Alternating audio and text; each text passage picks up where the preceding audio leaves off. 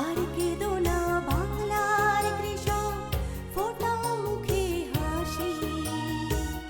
তোমরা দেশের আসল নায়ক, বলবে বিশ্ববাসী।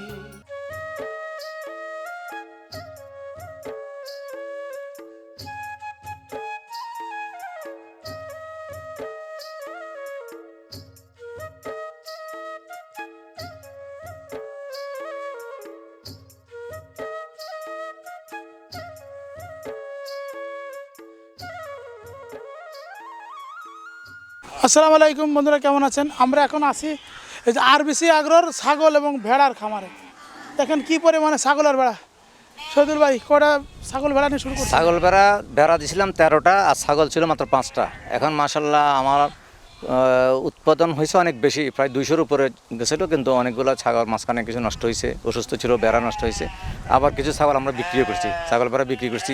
কখনো কখনো আমাদের প্রয়োজন আমরা নিজেরা জবাই করে মাংস খাইছি। এখনও আমাদের 100টার মতো ছাগল ভেড়া আছে।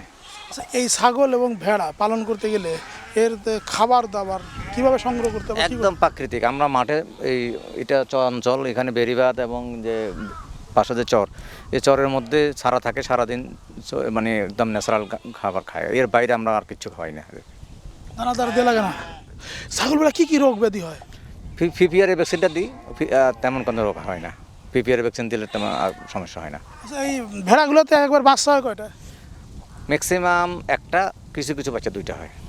কতদিন পর পর বাচ্চা হয়? বাচ্চা বছরে 3বার বাচ্চা দেয়। আমাদের তো যে 2বারই রেগুলার বাচ্চা দেয়, কখনো কখনো আবার মানে আরও শর্ট টাইমের মধ্যে দিয়ে দেখি। বুঝতে পারছি, এটা হচ্ছে যে বছরের শুরুতে দেয়, মাঝখানে দেওয়ার পরে বছরে দেয়। হ্যাঁ হ্যাঁ, ঠিক আছে। অনেক সময় বলে যে 2 বছরে 5বার বা 1 বছরে 3বার। বুঝতে পারছি, এরা 6 মাস পর পরে বাচ্চা পাওয়া যায়। এই যে ভেড়া পালন করতে গেলে কোনো কষ্ট হয় না? না, এটা তো খুব মানে প্রাকৃতিক একটা বিষয়। মানুষ তো মানে এই বিষয়গুলো হচ্ছে প্রকৃতির সাথে থাকা। আমরা শুধু আমাদের যে RBCর যে কনসেপ্ট, আমরা প্রকৃতিতে থাকা এবং প্রকৃতিকে নিয়ে আমরা চলা। এই আমাদের লাইভ স্টকের যা যা আছে, আমাদের মাছ আছে, গরু মানে ফ্যাটিনিং আছে, ডেইরি আছে, ছাগল আছে, ভেড়া আছে, আবার বিভিন্ন গার্ডেন আছে, কলা গাছ আছে, ম্যাঙ্গো আছে, কাঁঠাল আছে, ড্রাগন আছে, তিন আছে, জাম আছে, বিভিন্ন রকমের। ইভেন কি আমরা আবার একটা সাইডে পুরোটা নিম গাছও লাগাইছি, যার কারণে আমরা চাচ্ছি যে একটা মানে প্রাকৃতিক পরিবেশ এখানে দেওয়া এই প্রাণীগুলোকে। এবং আমরা মনে করি যে এগুলোকে বেঁধে পালার দরকার নেই। এগুলোতে আল্লাহ তাআলা একদম যেভাবে সৃষ্টি করছে আমরা সেভাবে রেখে এটা পালতে চাচ্ছি, এবং সেভাবে ইনশাল্লাহ রেজাল্টও ভালো পাচ্ছি। ওকে শহীদুল ভাই, ধন্যবাদ।